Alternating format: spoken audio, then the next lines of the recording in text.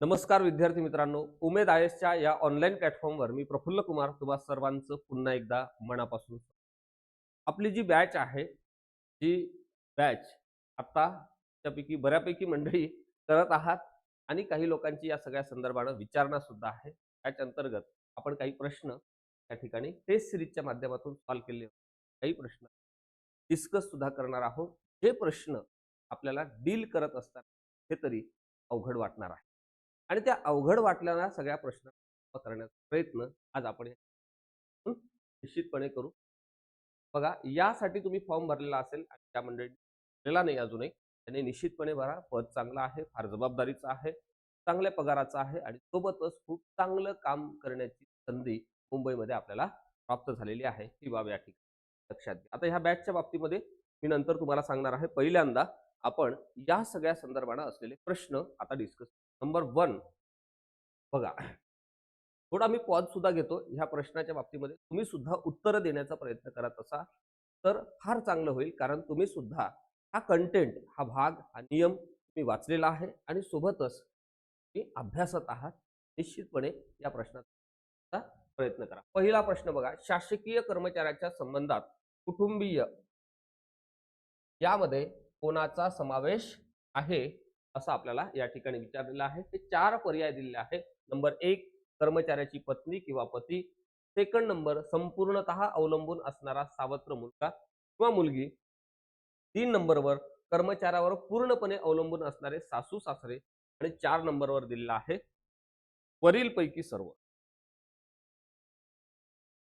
आता आपल्याला जो नियम दिलेला आहे महाराष्ट्र नागरी सेवा सेवेच्या सर्वसाधारण अटी व शर्ती 1981, त्यानुसार कुटुंबाची जी व्याख्या दिलेली आहे त्या व्याख्येनुसार कोणत्या बाबी बरोबर आहे ते आपल्याला या ठिकाणी विचारलेलं आहे. नंबर 1 आपण ज्यावेळेस कुटुंबाच्या संदर्भामध्ये व्याख्या पाहत होतो किंवा त्यापैकी काही लोकांनी बॅच केलेली नसेल तर हा नियम वाचलेला असेल, बरोबर आहे. आता नियमाच्या संदर्भामध्ये किंवा कायद्याच्या संदर्भामध्ये जे प्रश्न येतात कायम लक्षात घ्या. अगेन मी रिपीट करतो, कायदा असू द्या किंवा नियम असू द्या, संविधान असू द्या, त्याला एक चौकट आहे, फ्रेम आहे आणि त्या बाहेर जनरली प्रश्न जात नाही. मात्र आपले प्रश्न चुकत असतात.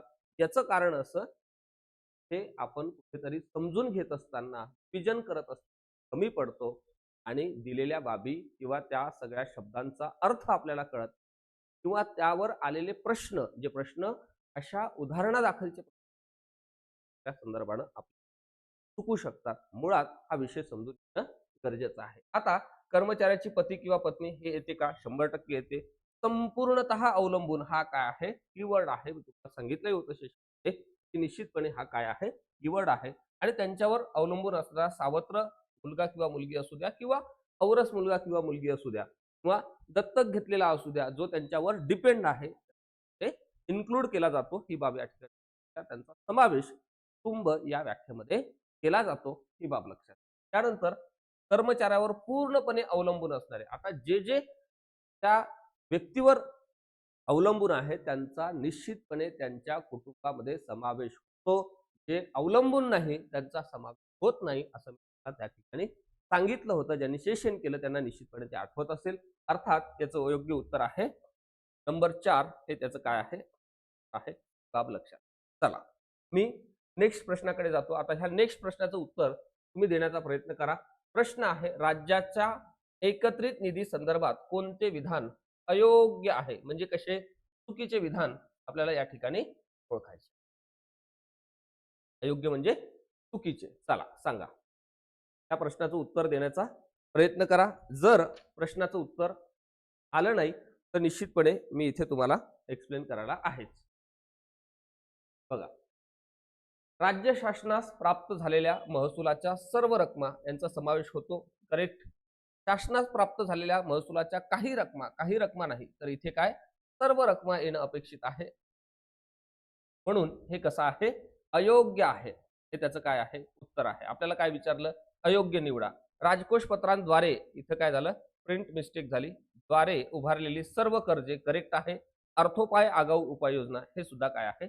करेक्ट आहे. आपल्याला विचारलं इनकरेक्ट सेंटेन्स कोणतं? अयोग्य वाक्य कोणतं? नंबर 2, शासनास प्राप्त झालेल्या महसुलाच्या काही रकमा हे काय आहे?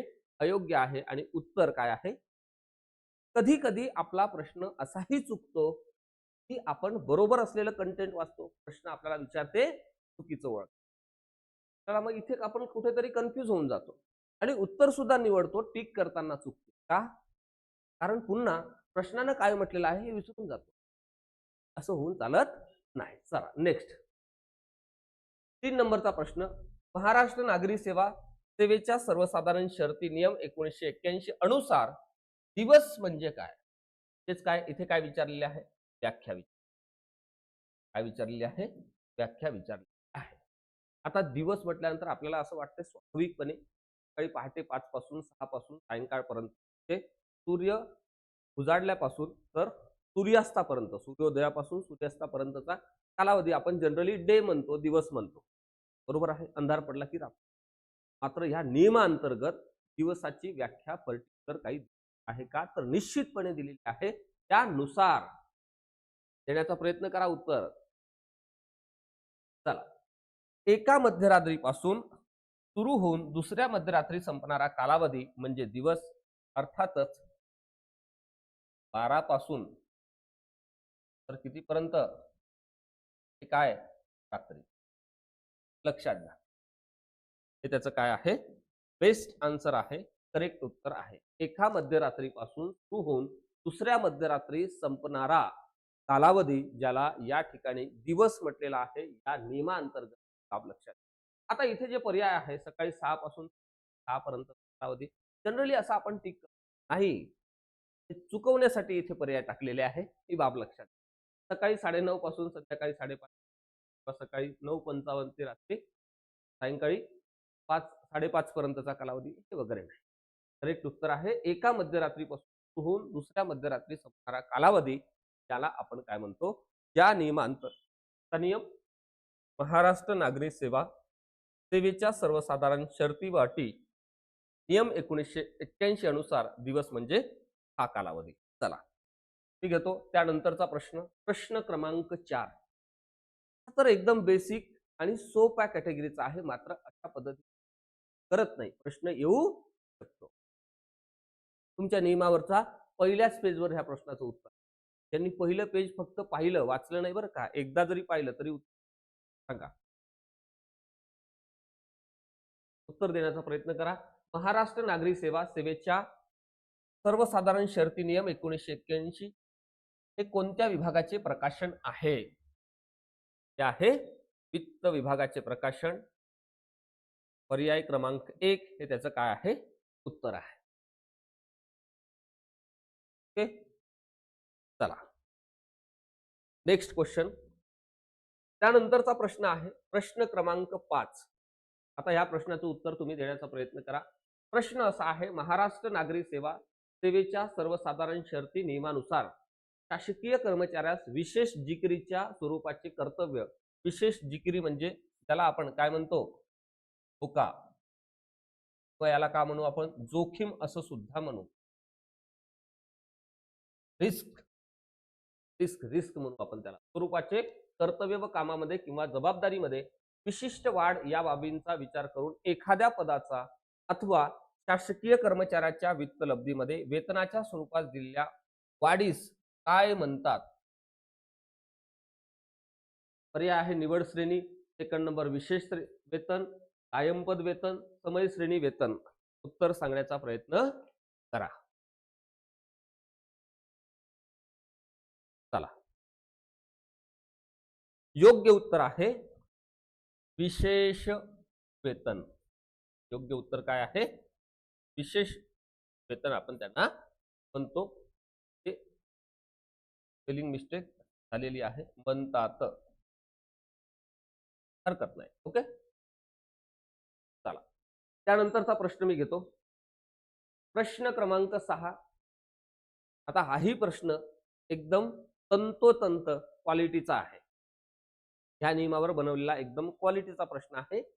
उत्तर देण्याचा प्रयत्न करा. महाराष्ट्र नागरी सेवा सेवेच्या सर्वसाधारण शर्ती नियम 1981 च्या नियमानुसार प्रत्येक कार्यालय प्रमुखाने त्याच्या प्रशासकीय नियंत्रणाखालील शासकीय कर्मचाऱ्यांना मागील वित्तीय वर्षात सेवा पुस्तके दाखवून त्यांनी तपासली असल्याची कारवाई केल्याचे प्रमाणपत्र दरवर्षी कोणत्या महिन्याच्या अखेरीस वरिष्ठ अधिकाऱ्यास सादर केले पाहिजे, अशा पद्धतीचा प्रश्न आहे. थोडा कन्सेप्ट बेसवरचा सांगा. तर सांगण्याचा प्रयत्न करा. मार्च, जानेवारी, जुलै आणि सप्टेंबर असे पर्याय आहे. चला, तर सांगण्याचा प्रयत्न करा. मी थोडं बाजूला थांबतो. त्याचं योग्य उत्तर आहे सप्टेंबर.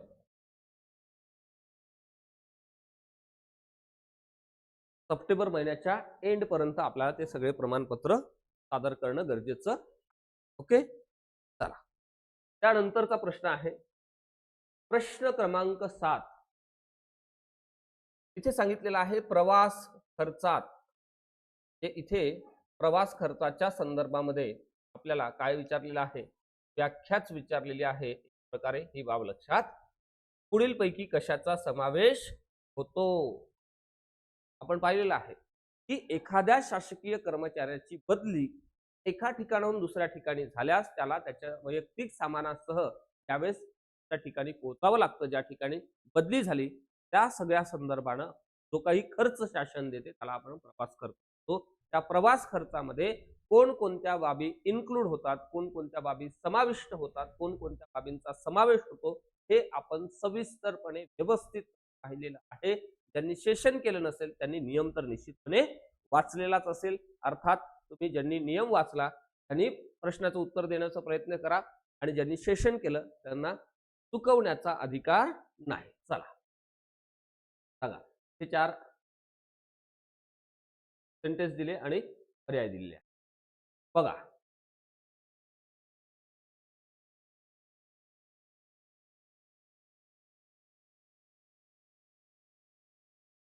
चला तर पाहू. वैयक्तिक सामानासह केलेला प्रवासाचा खर्च. आता वैयक्तिक सामानासह केलेला प्रवासाचा खर्च एकदम करेक्ट आहे. सामान वैयक्तिकच असणार आहे, दुसऱ्यांचं असूच शकत नाही. सेकंड नंबर, टोल नाक्यावर दिलेला कर हा सुद्धा त्यामध्ये काय आहे, इन्क्लूड आहे. अल्पोपहाराचा खर्च हा येत नाही. मी तुम्हाला सांगितलं होतं मध्ये जर आपण कुठेतरी स्टॉप घेत असन, गडचिरोलीवरून पुण्याला बदली झाली, पुण्यावरून बुलढाण्याला झाली, बुलढाण्यावरून अकोल्याला झाली, जात असताना मध्ये आपण कुठे वगैरे जे चार्ज करतो त्यामध्ये इन्क्लूड होत नाही. किंवा ड्रायव्हरला वगैरे काही खुशीनं व्यवस्थित गाडी चालवली म्हणून आपण 50 रुपये देत सुद्धा असतो, त्याचा त्यामध्ये इन्क्लूड होत नाही. ही बाब या ठिकाणी लक्षात. ओके, आणि तो खर्च कमी सुद्धा जास्त सुद्धा असू शकतो. एखाद्याचं हॉटेलिंगचा चार्ज 500,000 रुपये सुद्धा असू शकतो, एखाद्याचा 1,00,000 रुपये सुद्धा असू शकतो.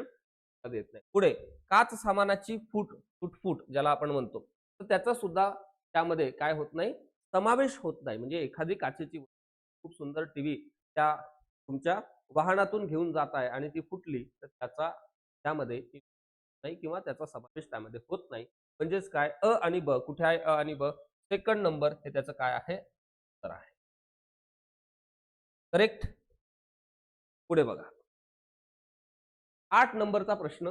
महाराष्ट्र नागरी सेवा सेवेच्या सर्वसाधारण शर्ती नियम 1981 च्या नियम 9-14 नुसार कर्तव्यामध्ये समाविष्ट असलेल्या नियम 14 च्या 1, 2, 3 मध्ये नमूद केलेल्या प्रत्येक सक्तीच्या परीक्षेसाठी, परीक्षा कशी आहे, सक्तीची आहे म्हणजे कंपल्सरी आहे, शासनानंच आपल्याला कंपल्सरी केलेला आहे. परीक्षेच्या ठिकाणी जाण्याचा व तेथून येण्याचा योग्य वेळ जमेस धरून परीक्षांना बसण्यासाठी लागणारा कालावधी संदर्भातील कर्तव्य कालावधीची सवलत कितीपेक्षा अधिक वेळा देण्यात येऊ नये. म्हणजे जास्तीत जास्त किती चान्स त्या परीक्षेच्या संदर्भानं दिले गेले पाहिजे असं या प्रश्नाला म्हणायचं आहे.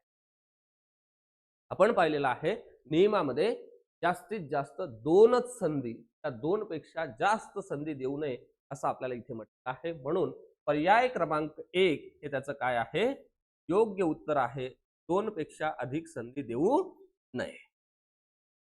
ओके, चला प्रश्न क्रमांक 9. पुढचा प्रश्न आपण पाहू.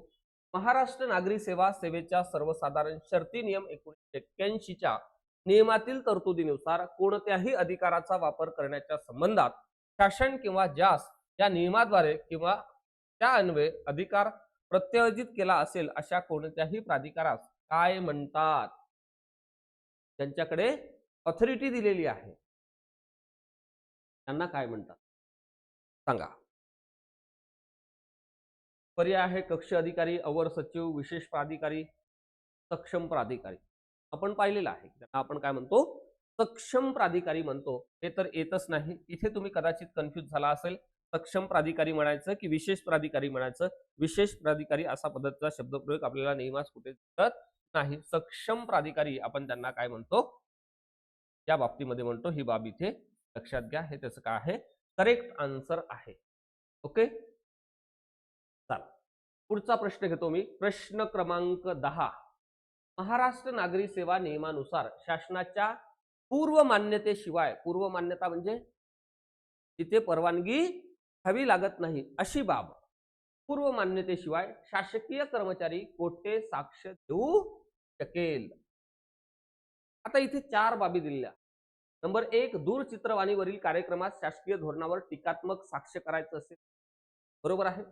खाजगी समिती समोर साक्ष द्यायची आहे. खाजगी इथं खाजगो झालं, खाजगी करा. खाजगी प्राधिकरणाने आयोजित केलेल्या चौकशीमध्ये साक्ष. आणि 4 नंबर मध्ये विभागीय चौकशीतील साक्ष. आता मला सांगा या प्रश्नात तर काय येईल? चला सर्वांनी सांगण्याचा प्रयत्न करा. एक प्रयत्न करा. प्रश्न साधा सोपा सरळ आहे. कसा आहे? साधा सोपा आणि सरळ आहे. बघू आपण. महाराष्ट्र नागरी सेवा नियमानुसार शासनाच्या पूर्व मान्यतेशिवाय काय लागते? शासनाची पूर्व परवानगी लागत नाही. कुठे लागत नाही आपण हे पाहणार आहोत. नंबर 1, दूरचित्रवाणीवरील कार्यक्रमात शासकीय धोरणावर टीकात्मक साक्ष द्यायची आहे. तसं तर शासनावर आपण शासनात असताना शासनावर टीका करता येत नाही. मात्र काही कंडिशन मध्ये शासनाने आपल्याला परवानगी दिल्यास आपल्याला त्या ठिकाणी आपलं मत मांडता येते. म्हणजे इथे काय लागते? शासनाची परवानगी लागते. खाजगी समिती समोर समजा आपल्याला साक्ष द्यायची असेल तर निश्चितपणे शासनाची पूर्व परवानगी लागते. जर शासनाने परवानगी दिली तरच अशा कंडिशन आपण साक्ष देऊ शकतो, अन्यथा देऊ शकत नाही. त्यानंतर खाजगी प्राधिकरणाने आयोजित केलेल्या कुठल्याही चौकशीमध्ये जर साक्ष द्यायचं असेल तर त्याही केसमध्ये महाराष्ट्र सरकारची पूर्व परवानगी घ्यावी लागते. जर सरकारनं पूर्व परवानगी दिली तर आणि तरच आपल्याला त्या ठिकाणी येते. मात्र इथे दिलेला आहे विभागीय चौकशीतील साक्ष, या ठिकाणी आपल्याला शासनाची परवानगी आवश्यकता नाही किंवा परवानगी घेण्याची आवश्यकता नाही. याचं कारण असं, हे आपलं कर्तव्यच आहे. विभागीय चौकशी तेव्हा होते ज्यावेळेस आपला शासकीय कर्मचारी शासनामध्ये काम करत असताना वर्तणुकीचा नियम असेल, शिस्त व अपिलाचा असेल, रजेचा असेल, सर्वसाधारण सेवेच्या शर्ती व अटी असेल, या बाबींचं काय करतोय? उल्लंघन करतोय. म्हणजेच काय? शासनानं नेमून दिलेल्या प्रोटोकॉल नुसार, नियमानुसार आपण कार्य करत नाही, त्यावेळेस आपल्यावर काय होते? शिस्तभंगाची कारवाई होते. आपली डिव्हिजनल इन्व्हेस्टिगेशन लागते, ज्याला आपण विभागीय चौकशी म्हणतो. आणि त्या चौकशीच्या संदर्भानं साक्ष देताना शासनाची पूर्व परवानगी लागत नाही. उलट ते आपलं कार बनते, कर्तव्यच बनते त्या ठिकाणी साक्ष नोंदवणं ही बाब या ठिकाणी. व्यवस्थित जर समजून घेतलं तर मला असं वाटतं की या सगळ्या नियमाच्या संदर्भानं पूर्णपैकी पूर्ण प्रश्न बरोबर आणता येतात.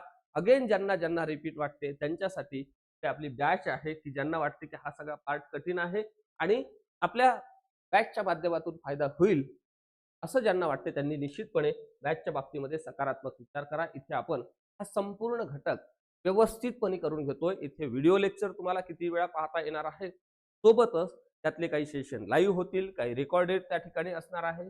या भागावर, प्रत्येक भागावर अशा पद्धतीचे आयोगाच्या धर्तीवर असल्यासारखे किंवा परीक्षेची डिमांड जशा पद्धतीने आहे प्रश्न आपण त्या ठिकाणी सर्वाच्या माध्यमातून घेणार आहोत. एमबीटी नावाची सुद्धा एक आपली टेस्ट आहे की ज्यामध्ये प्रश्न फक्त दिलेले असतात, उत्तर मात्र तुम्हाला त्या ठिकाणी नोंदवावी लागतात, लिहावी लागतात, जेणेकरून तुमचा जो फॅक्च्युअल एरिया आहे तो कव्हर झाला पाहिजे, पाठ झाला पाहिजे. हा त्या 2 टेस्ट मागे उद्देश आहे. ही बाब या ठिकाणी लक्षात घ्या. सोबतच आपली टेस्ट सिरीज सुद्धा ह्या बॅचच्या संदर्भामध्ये आहे. आता व्हिडिओ सुद्धा आपण पाहिले, टेस्ट सुद्धा सोडवले. परत आपल्याला असं वाटते की एखादा दुसरा प्रश्न चुकलाय, पीडीएफ स्वरूपामध्ये इथे अवेलेबल होणार आहे आपल्या ऍप्लिकेशनवर। ही बाब या ठिकाणी लक्षात घ्या। तुम्ही तुमच्या ठिकाणी प्रिंट करून घेऊन ते व्यवस्थितपणे त्याची रिव्हिजन करू शकता। महाराष्ट्रात कुठेही तुम्ही असाल, देशात कुठेही असाल, इथून तुम्ही आपली ही बॅच व्यवस्थितपणे कंप्लीट करू शकता। ही बाब या ठिकाणी लक्षात घ्या। आता ह्या सगळ्या संदर्भानं आपल्याला काही ज्याला आपण प्रश्न म्हणतो, तर ते सगळे प्रश्न इथे कव्हर करण्याचा आपला प्रयत्न आहे। तुमचे डाऊट सुद्धा क्लिअर होणार आहे। 1 to 1 च्या माध्यमातून आपण मेंटरशिप सुद्धा या बॅचला लागू केलेली आहे। ही बाब या ठिकाणी लक्षात घ्या। हे सगळं करत असताना तुम्हाला जिथे काही प्रश्न असतील, उपप्रश्न असेल, काही चौकशी करायची आहे, निश्चितपणे इथे 2 नंबर दिलेले आहे। हाही नंबर आहे आणि हाही नंबर आहे। त्यापैकी कुठेही फोन मेसेज करा, व्हॉट्सअप करा, टेक्स्ट करा, टेलिग्राम करा आणि आपल्या प्रश्नाचं निराकरण करून घ्या। आणि सोबतच पहिल्यांदाच तुम्ही लोक आपल्या ह्या YouTube चॅनलवर नवीन असाल किंवा स्पर्धा परीक्षेच्या वेगवेगळ्या परीक्षांच्या संदर्भामध्ये तयारी करत असाल, तर आपलं उमेद IASचं चॅनल आहे टेलिग्रामचं, जॉईन करा। आणि पहिल्यांदाच जर हा व्हिडिओ पाहत असाल तर निश्चितपणे आपल्या चॅनलला सबस्क्राईब करा, लाईक करा आणि आपल्या सर्व मित्रांपर्यंत प्रयत्न करा। आणि हा व्हिडिओ कसा वाटला हे सुद्धा मला कमेंट करून निश्चितपणे सांगा। आजच्या ह्या विशेष सत्रात मी इथेच थांबतो। लवकरच भेटू आपण नव्या घटकामध्ये, नवीन भागामध्ये, नवा घटक। तोपर्यंत खूप खूप धन्यवाद। All the best.